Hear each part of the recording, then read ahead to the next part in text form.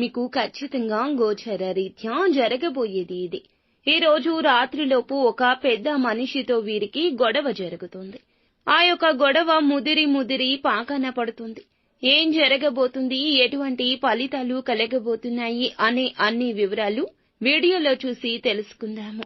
Video మీకు నచ్చితే తప్పకుండా ఒక చిన్న లైక్ అయితే చేసి మమ్మల్ని సపోర్ట్ చేయండి. ఇక ఆలస్యం లేకుండా వీడియోలోకి వచ్చేద్దాం. పోలేరమ్మ తల్లి జ్యోతిషాలయం. మీరు ఎక్కడెక్కడో జ్యోతిష్యం చెప్పించుకొని నిరాశ చెంది ఉన్నారా? అయితే ఒకే ఒక్కసారి గురువు గారికి ఫోన్ కాల్ చేయండి. దూర ప్రాంతాల్లో ఉన్న వారికి ఒకే ఒక్క ఫోన్ ద్వారా వెంటనే పరిష్కారం చెప్పబడును. మీ ముఖము, ఫోటో, చేయి, పేరు, వయస్సు, గోత్రం వాట్సాప్ చేయండి. ప్రేమ, పెళ్లి, ఉద్యోగం, రాజకీయం, విదేశీ ప్రయాణం, ధనం నిలకడ లేకపోవడం, భార్యాభర్తల మధ్య గొడవలు, ఆస్తి తగాదాలు, అప్పుల బాధలు, స్త్రీ పురుషులకు పర్సనల్ గా ఎలాంటి సమస్యలున్నా పరిష్కారం చూపబడును. గురూజీ రామరాజు గారు. Phone number 9701875831. ఈ రోజున ఈ రాశి వారికి ఒక పెద్ద మనిషితో గొడవ తప్పదు. మీరు చెప్పిన మాటలు తప్పుడు భావనకు దారి తీయొచ్చు. ఒక ఫైలు లేదా ఆలస్య సమాచారం లేదా సమాచార లోపం వల్ల మీ పైన గట్టిగా మాటలు పుట్టుకురావచ్చు. మీ యొక్క బాస్ మీ మాటలకు చాలా వరకు కూడా కోపాన్ని ప్రదర్శించొచ్చు. మీరు మౌనంగా ఉండలేని పరిస్థితి కానీ, మాట్లాడితే అదుపు తప్పే పరిస్థితి కానీ ఉండొచ్చు.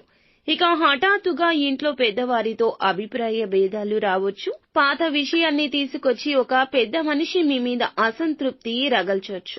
మౌనంగా మీరు ఉంటే అలసత్వం చూపినట్లవుతుంది. ఇది గొడవకు దారి తీయొచ్చు. మీ వాక్యాన్ని తప్పుగా అర్థం చేసుకున్న వ్యక్తి జనం ముందే గట్టిగా తిడితే మీ ఆత్మ గౌరవానికి గాయం కలగొచ్చు. మీకు తెలిసిన ఒక పెద్ద సామాజిక స్థాయి వ్యక్తితో ఫోన్ కాల్ లేదా మెసేజ్ ద్వారా అపార్థం కూడా తలెత్తొచ్చు.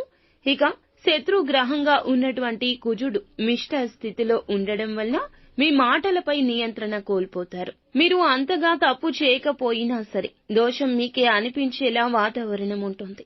కొంతకాలంగా సహించుకుంటూ వచ్చిన ఒక సమస్య ఈ రోజున బలంగా బహిరంగమయ్యే ఈ గ్రహ ప్రభావం మీకు చూపిస్తుంది. అలాగే ఇక పరువు నష్టము, ఇతరుల ముందు మీ మాట తక్కువ అవుతుంది. ఈ రోజు ఆర్థిక సమస్యలు మీపై అనుచితంగా నిందను మోపితే ఉద్యోగ భద్రత, ఆదాయ మార్గం భద్రతకు ముప్పు కలగవచ్చు. సంబంధాలు విరోధం కావచ్చు. పెద్దవారి మనసు విరగడం వల్ల కుటుంబ శాంతిని కోల్పోవచ్చు.